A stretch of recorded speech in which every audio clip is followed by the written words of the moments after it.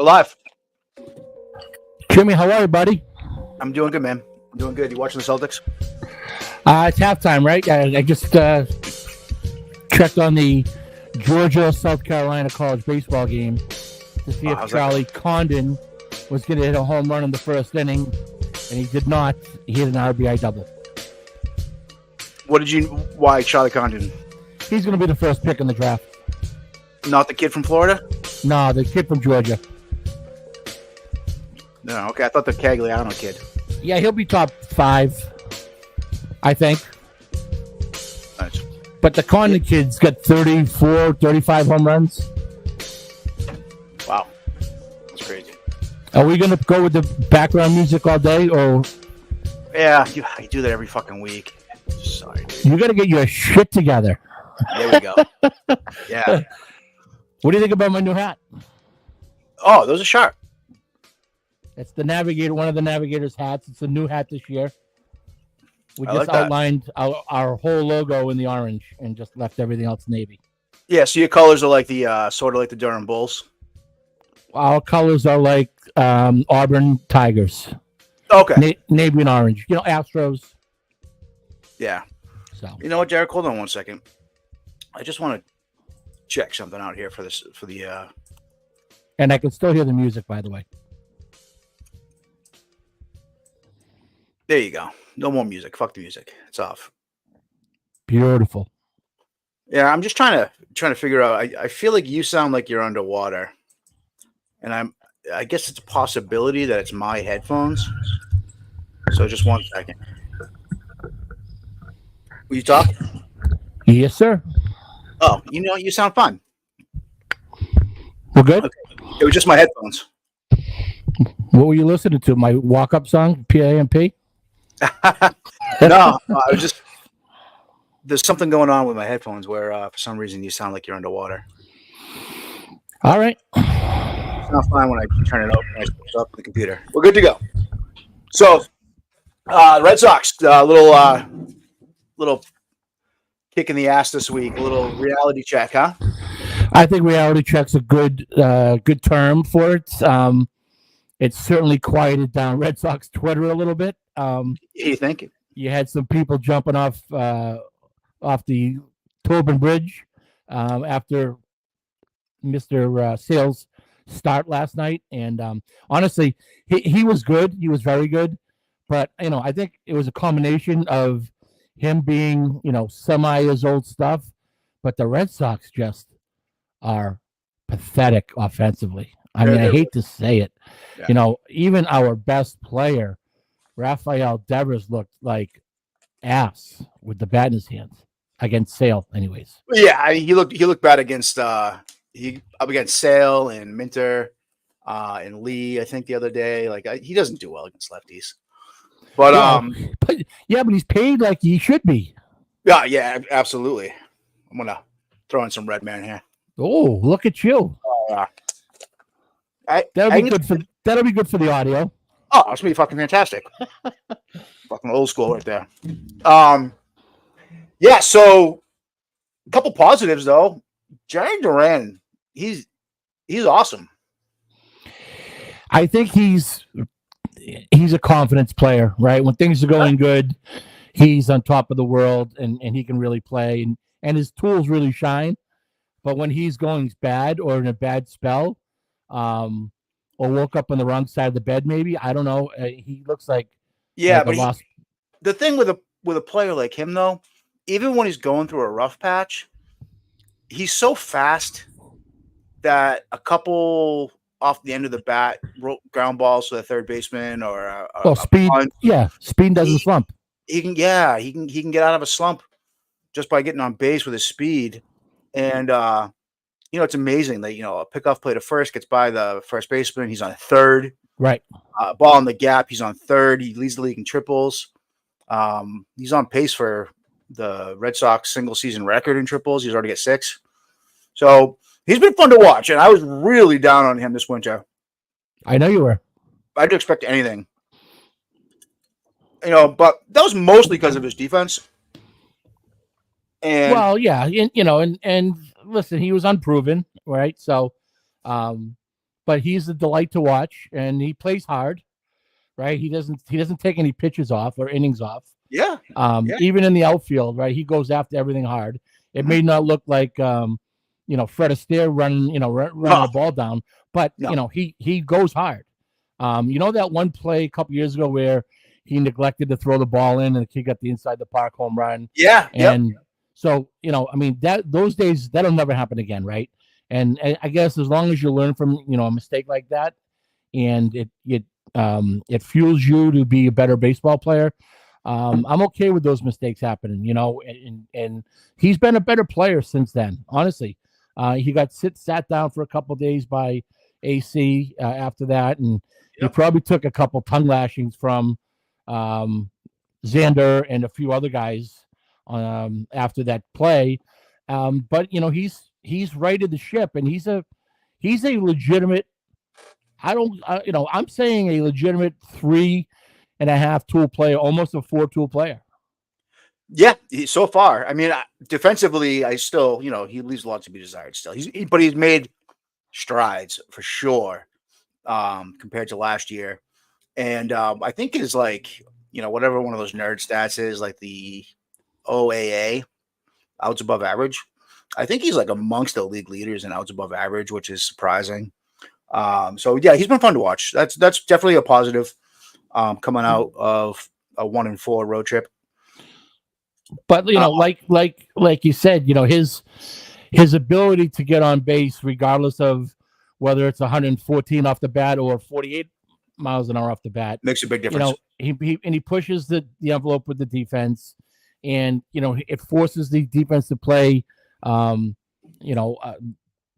different style of defense than they would for most other players. They have got to recognize the speed and respect the speed. But you're right. When there's I'm convinced that he wants these pickoffs to be thrown over, hoping one gets away, so he ends up on third.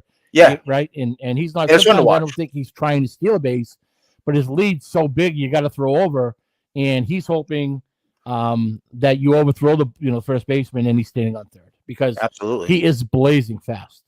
He might be. Well, I mean, he's not faster than the De La Cruz kid in Cincy, but he's probably in the top 5 fastest guys in baseball. Yeah, him and Bobby Witt and a couple of other guys. De La what's Cruz. really funny too about him is he doesn't corner the bases very well either. No, he's still like a baby deer turning the bases. Yeah, he runs with like he's a football player. He runs like a safety. He picked off a pass, right? Not like a running back. Love it. He runs like a safety who's picked up a pass and just trying to bull his way into the end zone, right? Yeah, he could get faster if he just learned how to like cut the bases properly. Yeah, streamline his speed a little bit. But you know what? I mean, listen, he is what he is, right? And so, he's my team MVP before the season started. I don't know if he's the, 5 weeks, 6 weeks into the season. Oh, right now he absolutely is. He might be the team MVP. Yeah, I mean, offensively for sure. Him or Connor Wong, right? So the two of them. So yeah. You know what's funny? So I was just speaking of Connor Wong. So him batting second is wild, first of all. I didn't have Connor Wong being a number 2 hitter on my bingo card before the season started. So he's been doing really well. And I always thought of him as a defense first catcher. I went through catcher defensive rankings today. Out of 62 catchers in the league, he is 62 on block balls. The worst. The worst in baseball. That's all starters and backups. Reese McGuire's somewhere like around average. He is the worst catcher in baseball in framing. And Reese McGuire is average. He is middle of the pack on arm strength. And then, but he's still below average, actually. He's like -1 or something like that. And then on pop time, he's like 25th or 26th in the league or something like that. He's his defense has gone way down. But his offense is making up for it. So yeah, he when he got traded here, he was supposed to be an offensive first guy, and it didn't really see you didn't see it for a while. And I think his defense has been the same since he got here. but his offense has improved. So when we first got him, he was just okay offensively, and so you had to work. You had to hang your hat on his defense, but even though his defense was just blah, it was blah, right? It was blah. I thought last year was excellent. He was okay. I felt like he was throwing out runners, like when no one else in the league was. Yeah, well, right, but his throwing out runners was still, I guarantee you, was got to be under 20%.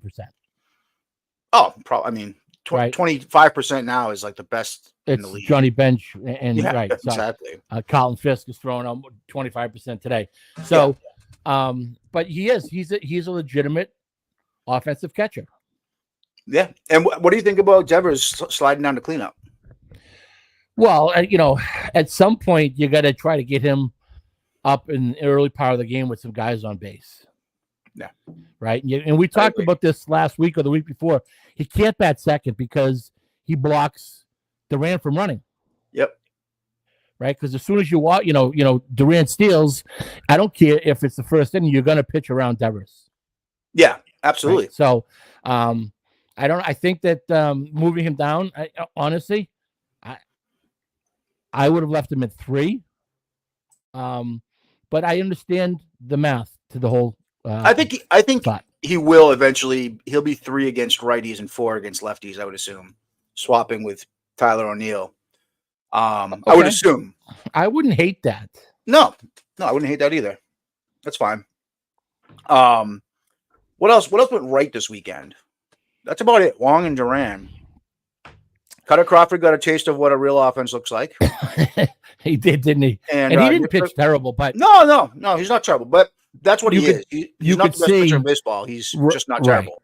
You could see what his deficiencies are against the lineup that goes more than 5 deep. Yeah, right? I mean that lineup's 9 deep. They got beat by Kellenic on Tuesday.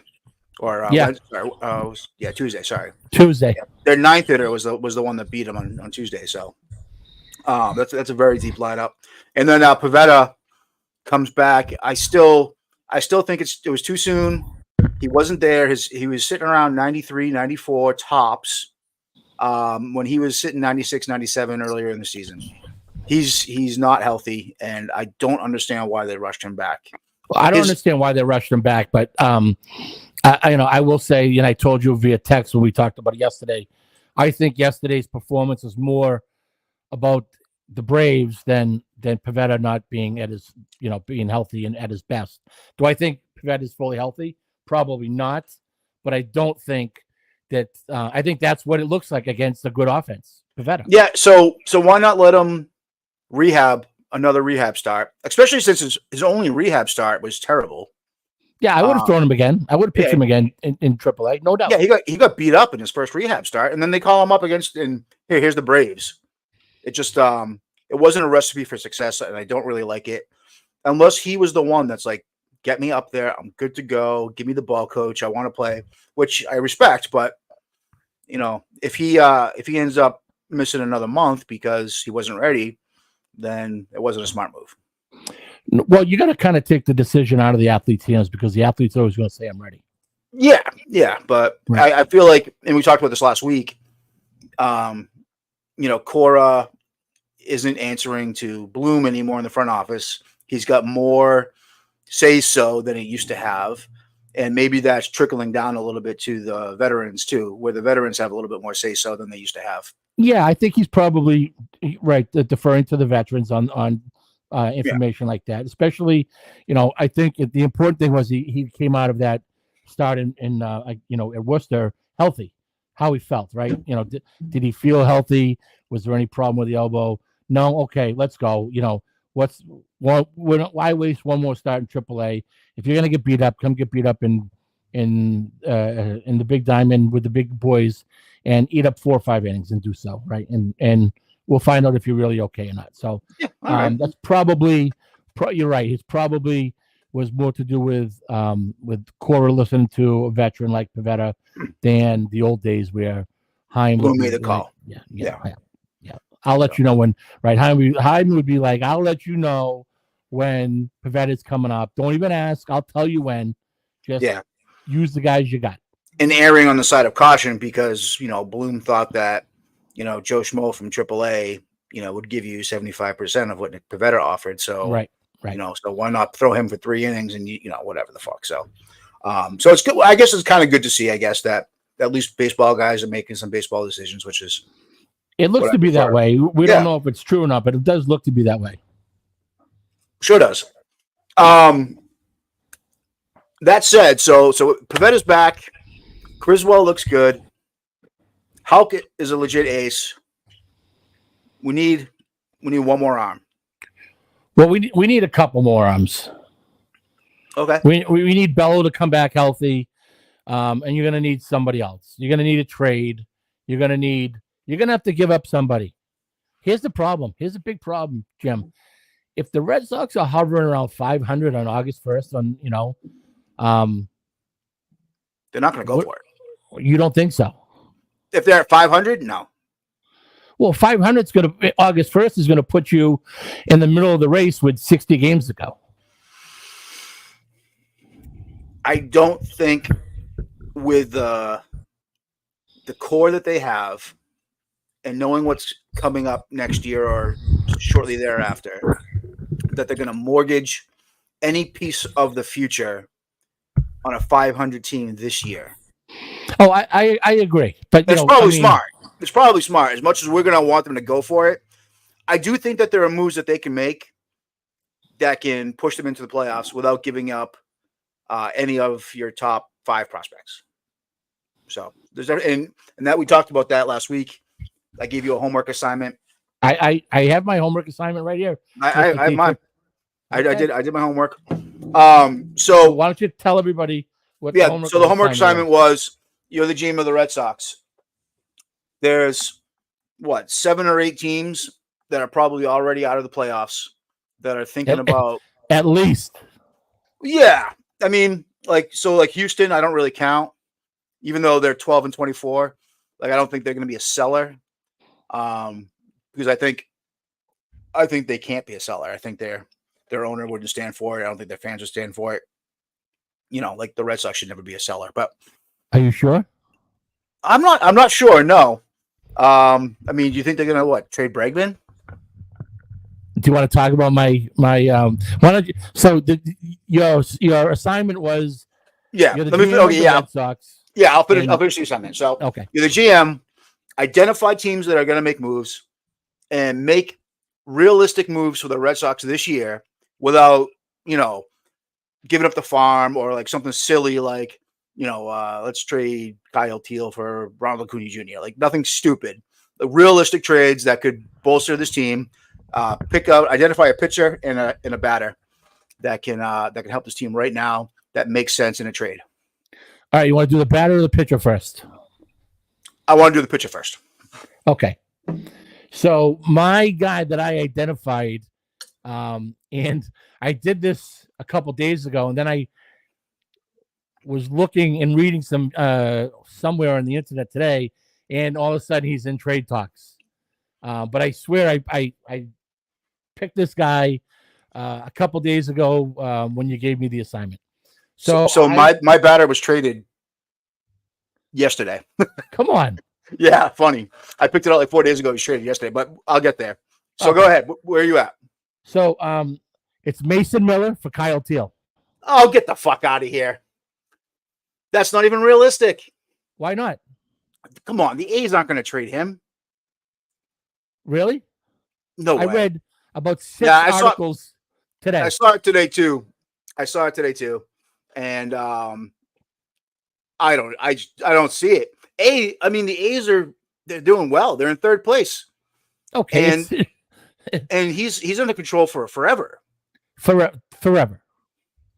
So why? He doesn't have a arbitration eligible 2026.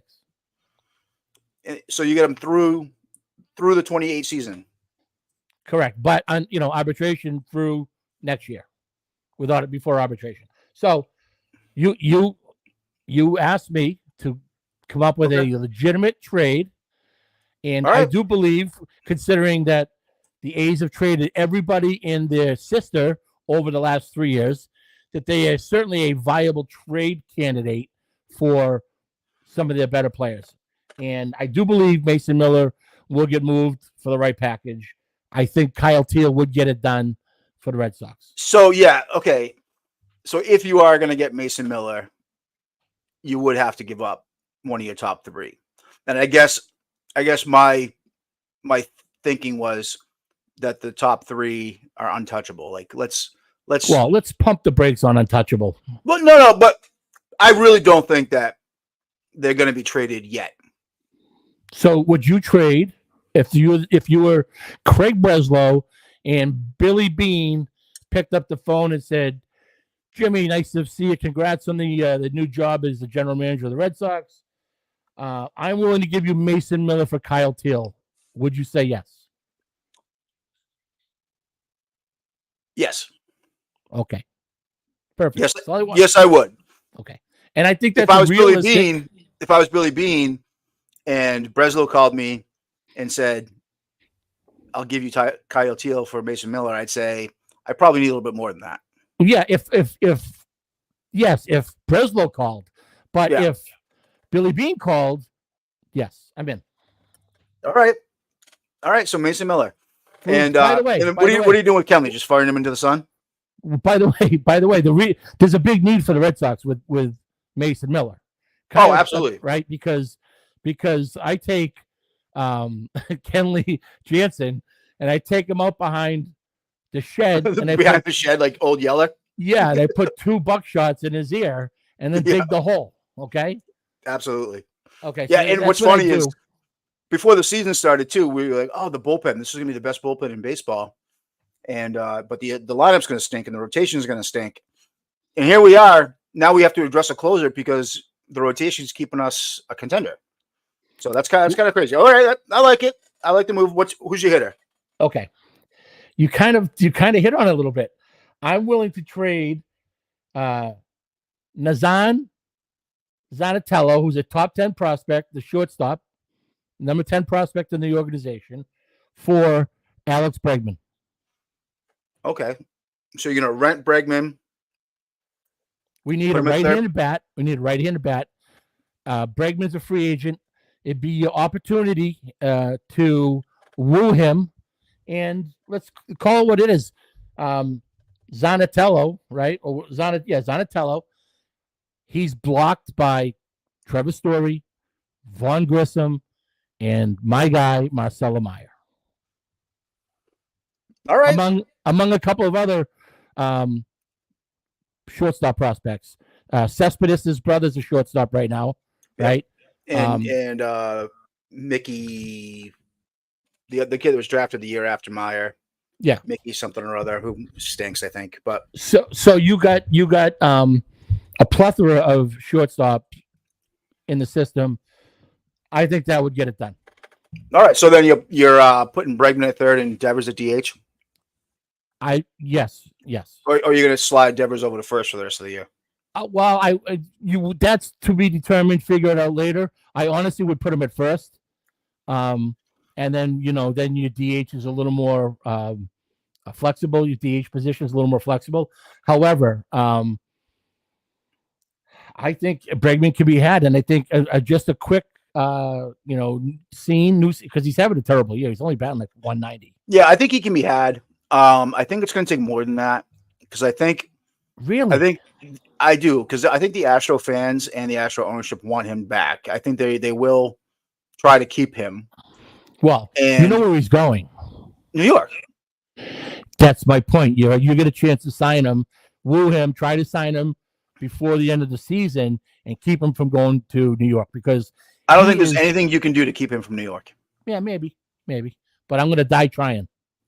Yeah, I think you have to give up a lot more than Zanatello. Wow. Okay. And like a lot more. Like I'll throw in Dick Fitz too. How's that? Oh, yeah. You'd probably Dick Fitz and probably another arm you'd have to throw in. I think so. I mean, think about like these mid-season trades where like 4 or 5 prospects are going over. Well, that's why you do it now before everybody starts looking for the same guy, right? Yeah. So when you get 5 or 6 teams that want Bregman in July because they all have third baseman that got hurt, Now, this is when you strike when no one's paying attention. All right. I like it. I mean, I like Bregman. I've always liked Bregman. And you need a right-handed bat. Yeah. Because, Cooper's not the answer. No, neither is Smith. The two of them, you could put the two of them in a blender and pour out a guy, and it's still not the guy. Yeah, and throw in Romy Gonzalez, too. Throw in Romy Gonzalez for a little. Doesn't know how to play for it. Why was he at first base yesterday? I don't know, but he cost them that play where he didn't stretch out properly in the first inning, and then they reviewed it, and then as soon as they reviewed it, I said to my son, this is not going to end up good for the Red Sox.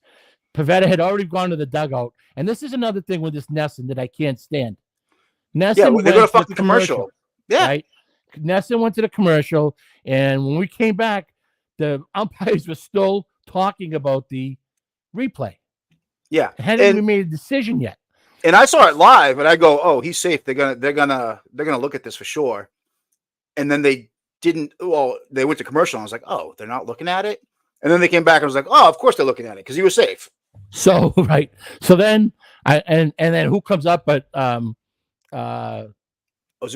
Ozuna, and they say, "Oh, he's 6 for 24 against Pivetta, which is only 250 with 4 home runs, 6 hits of home runs." And not only does he go whacker right that at bat, the next time up he comes up, he goes whacker too. Yeah. He went Oppo in that one. The first one, it was like first one 20 rows deep. Oppo was fucking a bomb. Boy, the ball and then Gonzalez later in the game too. There was a play to the left of the second baseman, and Grissom got to it, and he's going to line up the pitcher who's running to first to cover, and Gonzalez kind of gets in the way and like awkwardly jumps up and like intercepts the pass. That wasn't meant for him at all. Yes. I was like, "What the fuck are you doing, Romy? Get the hell out of there, man." Too many cooks in the kitchen. Too many the wrong cooks in the kitchen. Yeah. And I had to listen today to I turned on 98.5 this afternoon for I listen to them every single day. Felger Maserati. How do you fucking do it?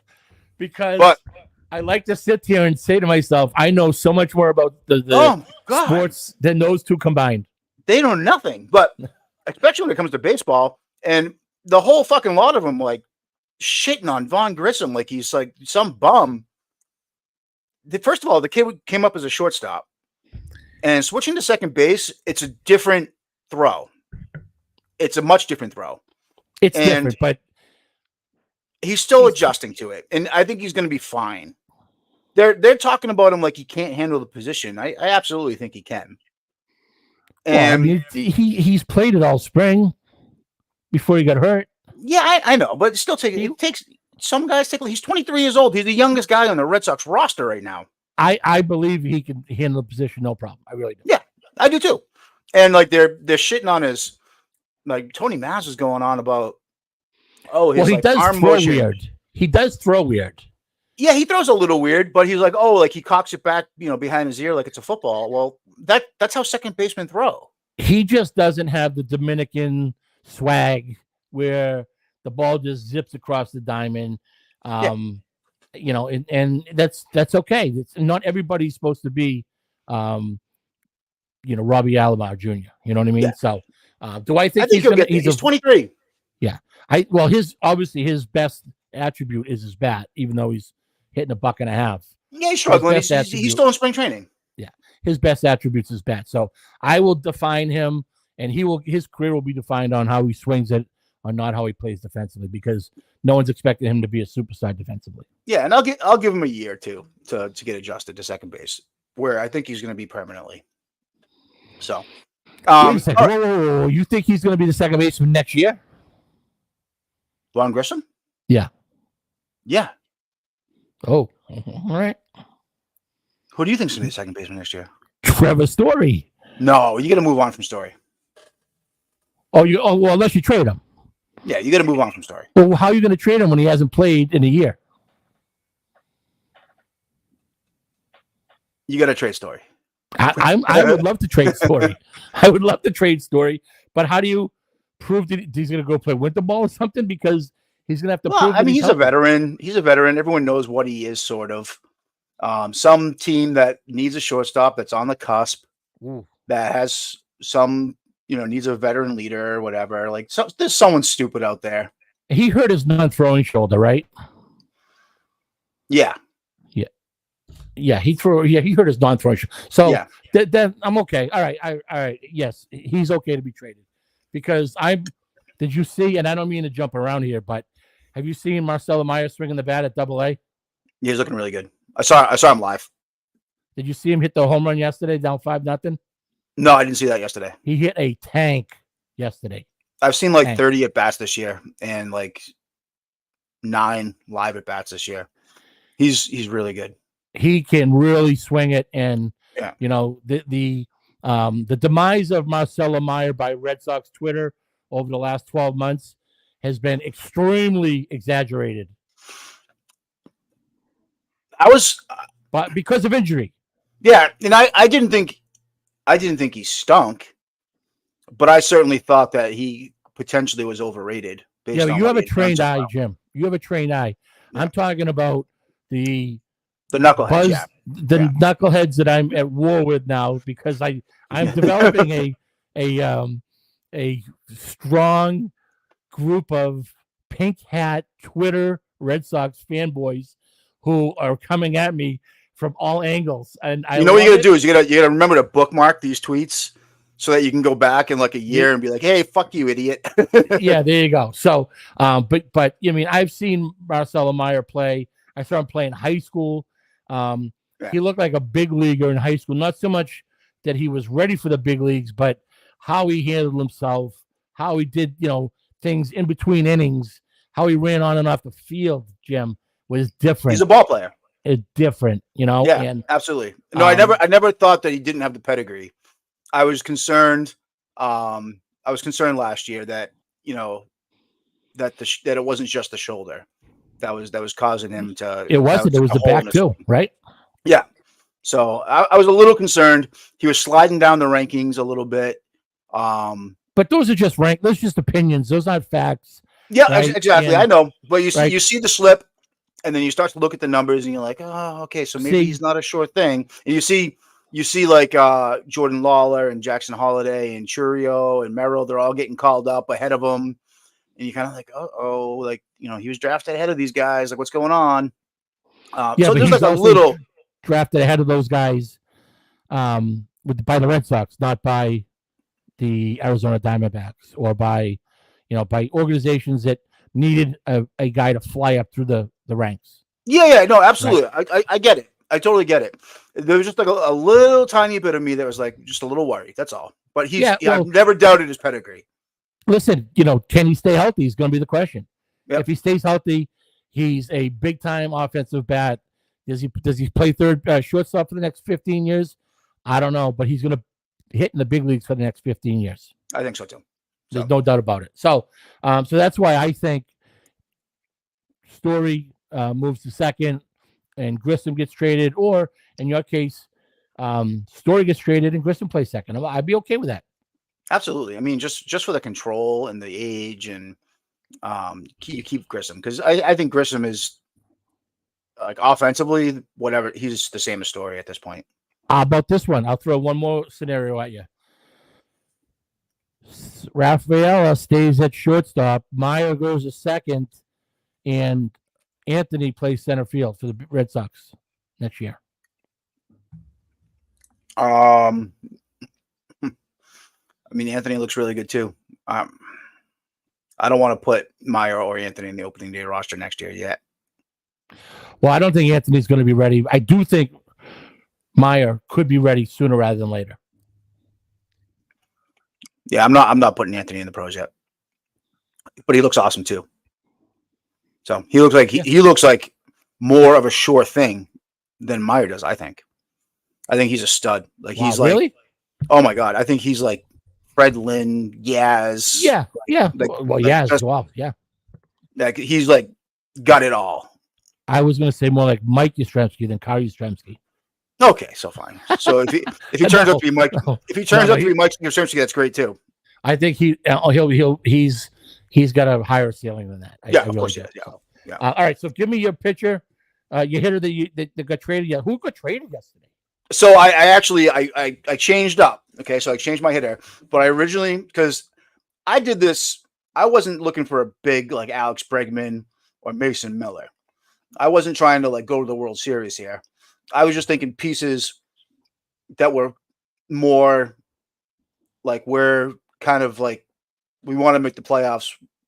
We don't want to give up a lot. So I was thinking Luis Guillermo from the Mets, from the Braves rather, would be a nice piece. He could play all the infield positions. He's a good bat, but he got traded to the Angels yesterday. And That's right.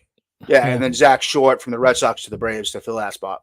Right. So Zach Short got traded to the Braves for cash, right? And I'm assuming the Braves are going to send all that $17 million that the Red Sox gave him for sale back to the Red Sox. Yeah, exactly. So both of my players come from the Angels. I think they're going to be selling off. I do too. And Luis Renifo can play both corner outfield spots, second, short, third. He's not fantastic defensively. He's a switch hitter. He destroys lefties.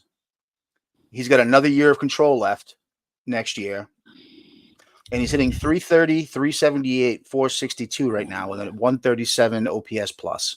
Okay, so what are you going to making $4 million? So I didn't get that deep into it. I figured. Whoa. No, I know. Listen, I didn't expect you to have names to trade.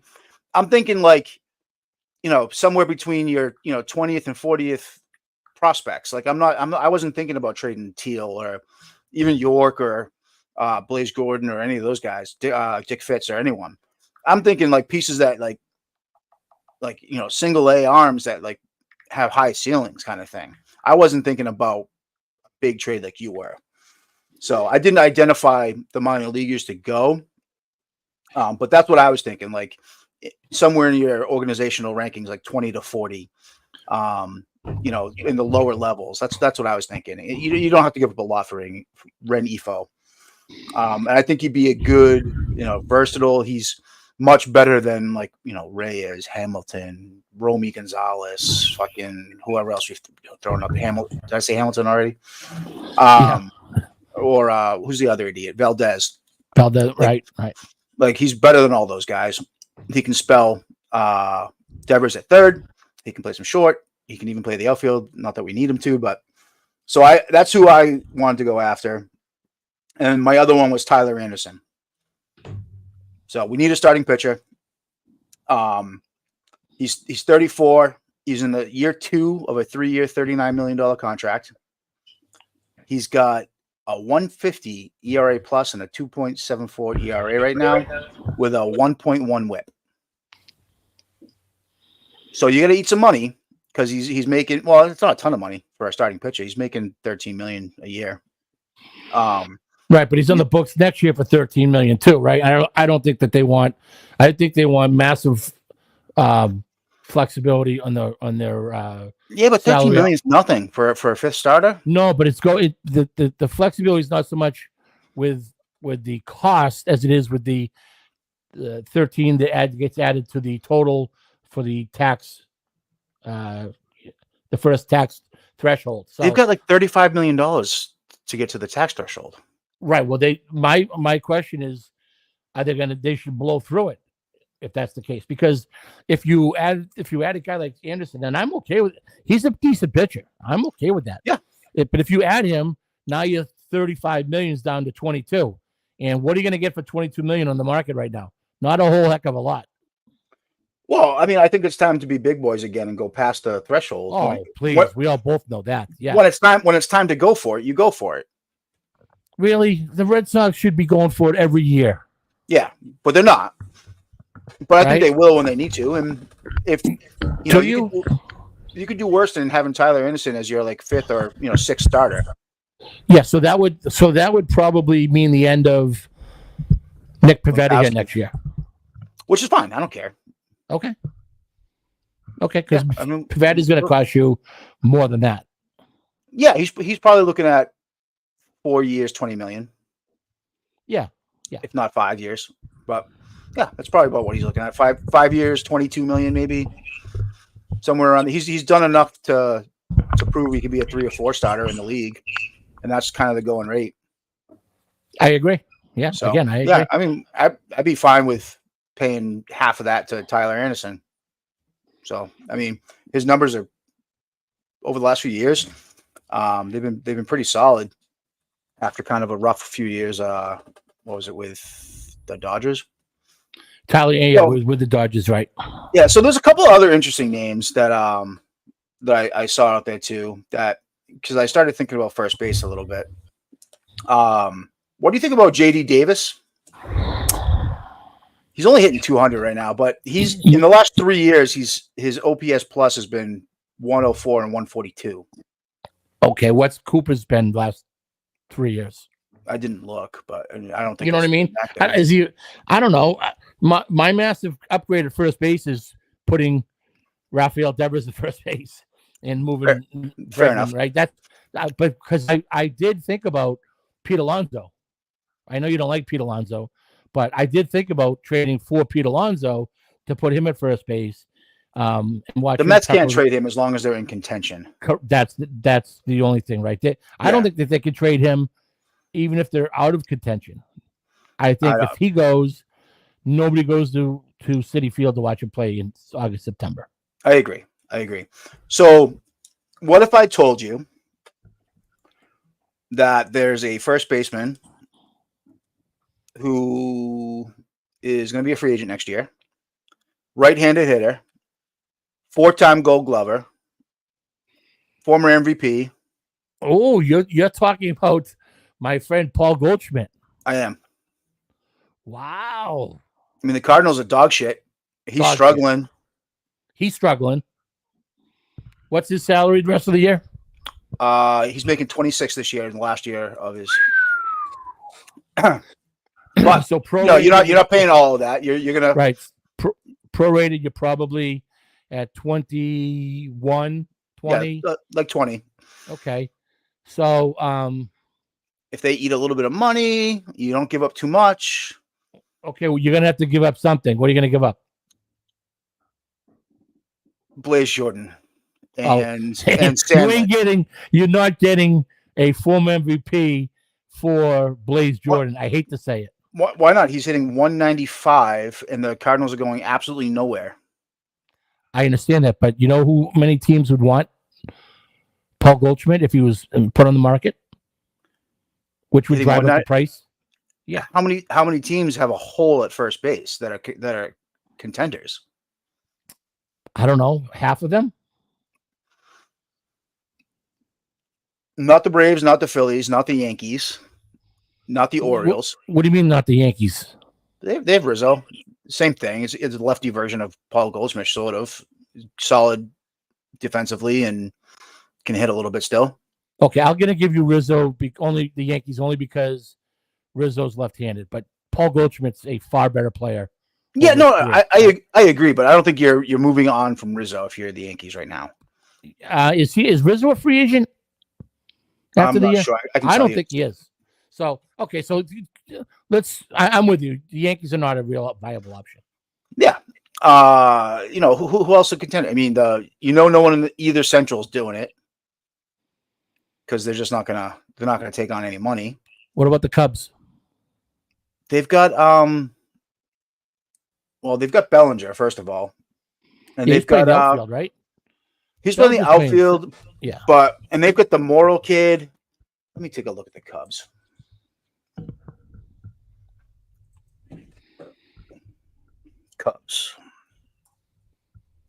I'll give you another one.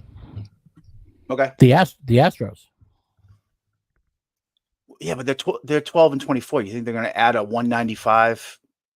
Well, I'm right. I'm not saying today, right? But if they reel off 7 in a row and they get to within 6 games with half the season left, they're paying Jose Abreu in the minors right now too. Correct. He's done. I mean, they're not made out of money. He's done. They got plenty of dough in Houston. They might have more money than the Red Sox, by the way. Houston's a massive market. Oh, yeah. I mean, they have more money, but they typically have been like more frugal in the past. So Michael Busch is the everyday first baseman for the Cubs, and he's 123 OPS plus. Yeah, I mean they're not looking for a first baseman, especially with Bellinger who can slide there too. And Busch has never played first base until he got to Chicago this spring. Yeah. So that's right. But they've got the Morrow kid who can play first too. And you know what? Let's face it, the Cardinals aren't trading with the Cubs. Yeah, exactly. Right. Yeah, that makes sense. The Dodgers have Freeman. The Padres, God knows they've got enough offense. So I mean, really, it's not going to be a huge market for the guy. You shouldn't have to give up that much. I think you could get him for less than you gave up for Bregman. I mean, you gave up Zanatello or whoever the fuck. Yeah, Zanatello, yeah. Yeah, I mean, Blaze Jordan's like what, ranked one ahead of him or something like that? No. Really? In the Red Sox top 30? Yeah. Where is Blaze Jordan ranked? In the Red Sox system? Yeah. In the top 10. Really? The thing I looked at today did not have him in the top 10. Did he fall out of the top 10? I don't know, man. If he's in the top 10, the Red Sox organization does stink. Not as good as I thought it was. Yeah, Blaze Jordan's number 7. Under whose guys? This is the MLB pipeline top 30. Oh, okay. All right. I was at I think Sox prospects. I don't think he was in the top 10 there. Yeah, and I got news for you. This Zanatello character is not in the top 30.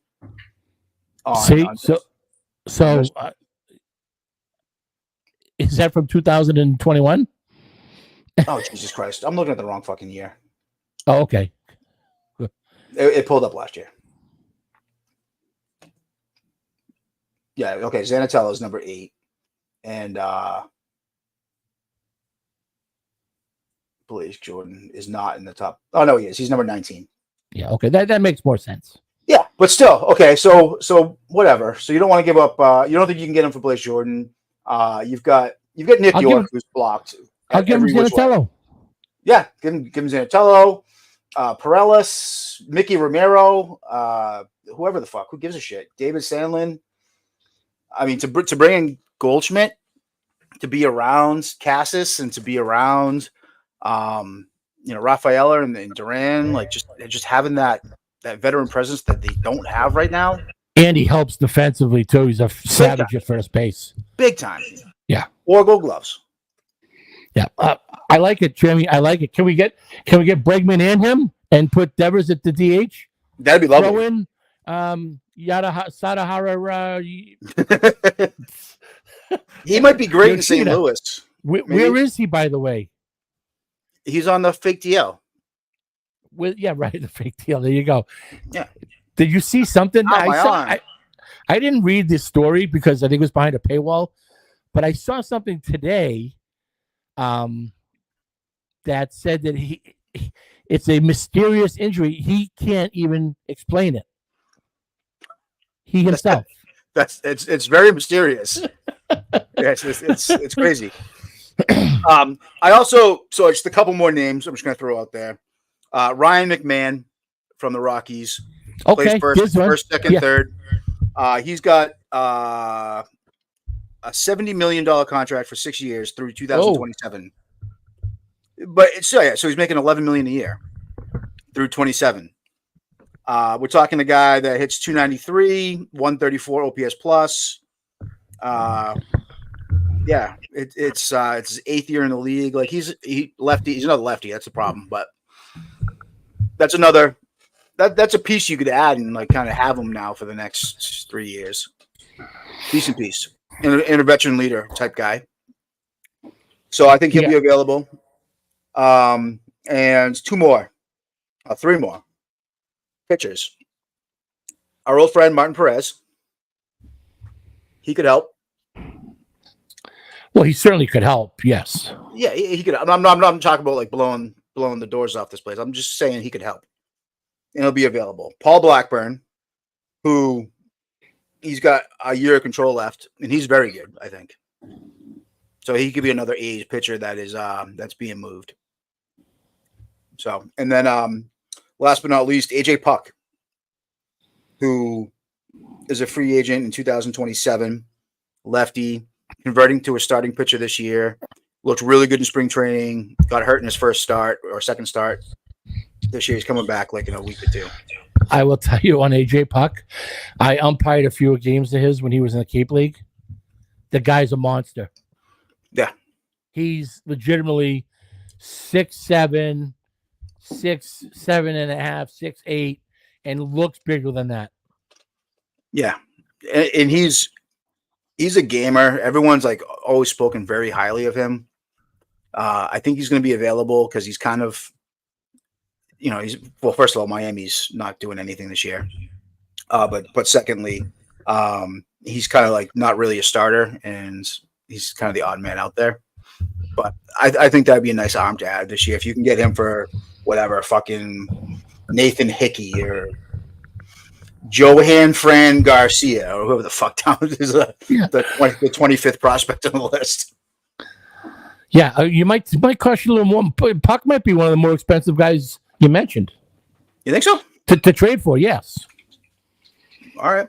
Well, he's in control for a couple more years. He's 26. How old is he? 27? Yeah, he's young. Yeah, young kid. His best days are probably ahead of him. 2 more seasons of control. Yeah, his best days are probably ahead of him on the mound. Yeah, I think that'd be a nice move. So those are the names I did. I got too many, but and I was being a lot more frugal than you were. Well, if the system is as deep as Keith Law and Bo Sox Buzz and this guy says Fangraphs number 5 system. Yeah, and Fangraphs says, then you know what? Let's trade one of them and see and get something for them before they come up here and they don't end up being what they're supposed to be. Because you said it a few weeks ago. You got Anthony, you got Teal, you got Meyer, you got Cespedes, you got all these guys that are supposed to be bona fide superstars. They are not all going to pan out. Nope. One of them's going to be a bust. No. Probably 3 or 4 of them are going to be less than the average that you were expecting them to be, and then you'll have one like Marcelo Meyer that I think is going to be the best of the lot. I do believe Meyer to be the best out of all of them, including Anthony. Yeah. I mean, Anthony's only 19, so that's very true. Yeah, so it's tough to tell. All right, so we addressed that. What else you got?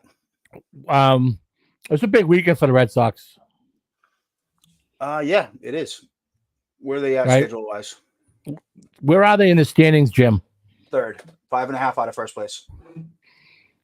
And the Yankees haven't played really well, and they're still 5.5 out. Right? The Red Sox have played up, overall up to this point, out of their minds. Yeah, and Judge is heating up right now. Judge is heating up. I think Judge, Stanton, and Soto all hit home runs today for the first time together. Yeah. Stanton hit 119 miles an hour, the hardest ball ever hit, according to StatCast. The hardest hit of the season. Of the season? Yeah, the hardest hit of this season, I believe. Oh, okay. I don't think it was a laser. It was a laser. Yeah. I mean, he's always done that, though. I mean, when he makes contact, it's hard to hit. But I will tell you, watching him run on the bases, it's like Kirk Gibson in the World bad. Series. It's bad. He turns doubles into singles all the time. He's running like he's been on a 1,000-mile Harley Davidson drive. yeah, exactly. You know what I mean? Yeah. So they get the Nationals. Yeah. They get the Nationals this weekend. I mean, the Nationals. They should handle the Nationals at home, but they're a plucky little team. So they're young. Who do they have after the Nationals, Jim? Then 7 of their next 13 games after that are against Tampa Bay. Yeah, you get Tampa Bay, and then the Cardinals, and then Tampa Bay, and then the Brewers, and then the Orioles, and then the Tigers, and then the Braves. Yeah, right. When the Orioles come in, then it kicks in. Yeah. And in June is brutal. After you get the White Sox, White Sox in the beginning, and then the rest of the month is like. So they got to, what is it? So today is the 9th. Happy birthday, Jeff, my brother's birthday. So 21 days, 21 games left. 20 games left after today. They have got to go like 13-7 over those 20 games to build up a little cushion for the month of June, because it's going to be World War III in June for them. Yeah, it's going to be tough. I mean, they haven't even faced the Yankees yet, have they? No. Jesus Christ. So we don't see the Yankees until June 14th. Yeah. So they'll be nice and hot by then. Yeah. And then we get them 13 times in the last few months. And we haven't faced the Blue Jays yet, right? And this was the time to get the Blue Jays. When they get hot, they can heat up too. Right. When they get hot, nobody's going to want to play them. Nobody. So, it's going to be tough. It's going to be a tough June and July. But, they got an opportunity to build a little equity and get ahead of some, separate themselves from some of the teams that'll be on their heels come September 1st if they really want to make a run. I think that if Breslow really wants to put fans back in the seats, and show that the team's committed to, I'm not saying winning. Listen, anytime you put the uniform on, you should be trying to win the game. So in my mind, they're still trying to win a World Series, right? They should strike early with the trade market. I honestly believe something before Memorial Day would give them a shot of invigorol, and maybe and let the organization know and the 40-man know that, dude, we're here. There's a new sheriff in town, and we're here to play, and we're going to try to get in the playoffs. Unlike last year, where they sat in their ass, and they were, I think if they were in the same spot this year as they were last year at the deadline, he has to make a move. Yeah, I agree. I don't want to see him make a move for a half-season rental and give up Teal. I don't want Bregman for Teal. No, but I don't want that either. But I didn't. Oh, but you would Teal for Miller. Never mind. Yeah, I had Teal for Miller. So I would do that. Yes, so would I. So I think they have to strike early, and they need a closer. They need someone to back end really bad, because Garrett Whitlock. Well, when's he coming back? He's rehabbing now, I believe. He's the guy. Yep. He's the guy. Okay. He is the guy. Don't try to put him in the bullpen. I mean, in the back of the rotation. And honestly, if you're gonna make him the closer, don't make him a 3-inning closer. It's not the 70s. Yeah. Let him close games. I agree. All right, man. So I'll see you here in a week. The Red Sox will be. They get 3 against the Nationals, and then they'll be on Game 4 against the Devil Rays when we speak next week. They're 19-18 today. We'll leave it at this. Will they be above 500 when we speak next week? What's the record right now? 19-18? 19-18. They got 3 against the Nationals, 3 against the Devil Rays. So I got them 4-2 over the next 6 games. So 3 games over 500. Yes. Nice. All right, cool. We'll see. How about you? I think they're 1 game above 500 when we speak next week. They go 3-3. Okay. Yeah. That's above 500, Yeah, 2-1. They take 2 from the Nationals, then they take 1 from the Rays and Tampa Bay, yeah. And a chance to split when we're speaking next week. Okay. All right. All right, buddy. Sounds good. We'll catch up soon. All right. Talk to you. See ya. Bye, buddy.